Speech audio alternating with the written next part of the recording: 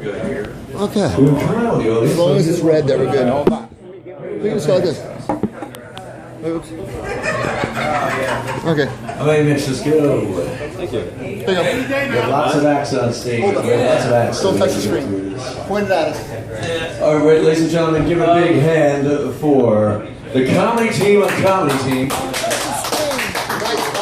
Nice round of applause. And Scott, the two aces. All right. Well, actually, we're the smoking aces, but this is what happens when you get somebody else to sign up for you. Yes, right. But anyway, this is the living proof of what happens when you team a nice Jewish boy from California with a Philadelphia redneck. And first, shout out to Liam. Kid, you brought jazz back to the coffee shop, and you are to be commended, young man. And before we get on, tonight's act will be a memorandum of Eli Wallach, who passed away over the weekend, 98 years of age.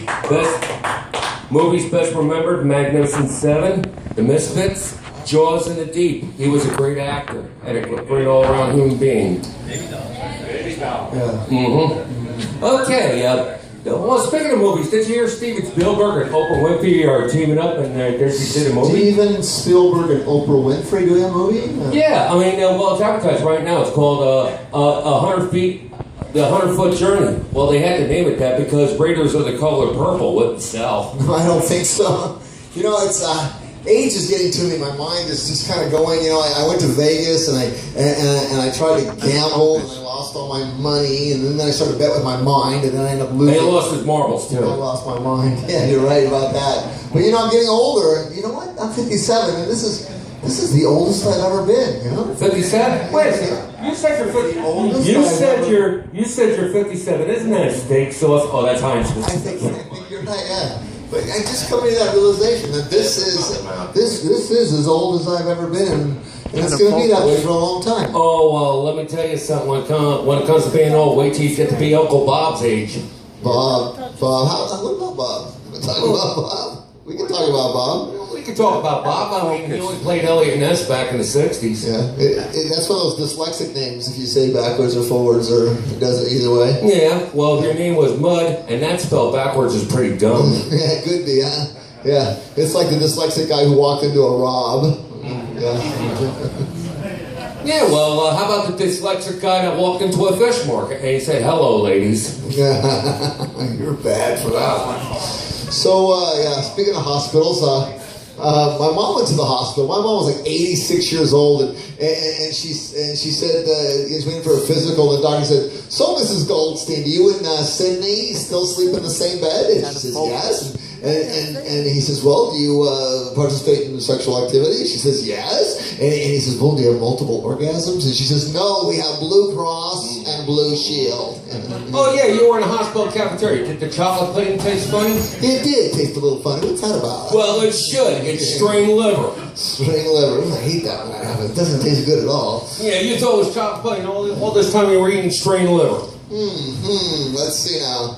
So all the parts of the body want to be boss, and the brain says I should be boss because I control all the thoughts, and all the arms and legs. We take you places and go places and do things, and so the rear end is seeing and listening to all this go down, and he just shuts up. So all the parts of the body start to slow down. The stomach can't move, and the digestive system has a problem. So all the parts of the body say, okay, you can be boss. And the moral of that story: you don't have to be a brain to be a boss. Just well, what about the time you went to that hospital in Germany? The last patient that walked out, he had a flat head and he had bolts around his neck or something like that. Something like that. And he had a ton of stitches. Something like that. Who was that? Some kind of a Dracula thing? Dracula? No. Well, we pronounce him Frankenstein. You pronounce him Frankenstein. That's right.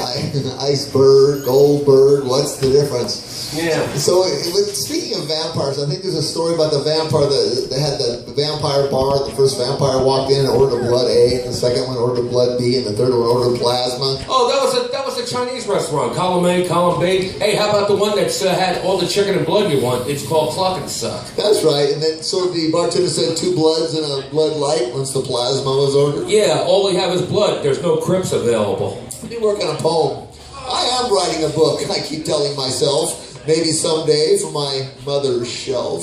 So here are the words, my writing's so dear, they tell of my life, worries and fear. I write best when I'm mad or alone. It sets up the stage for an emotional tone.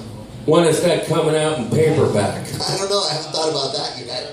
But I think I've lived in her storage for most of my life. You lived in her storage? No wonder you smell like mothballs. That's right. I was afraid to commit to some other guy's wife, and now I'm running in fear to save myself. This game of ours is bad for my health.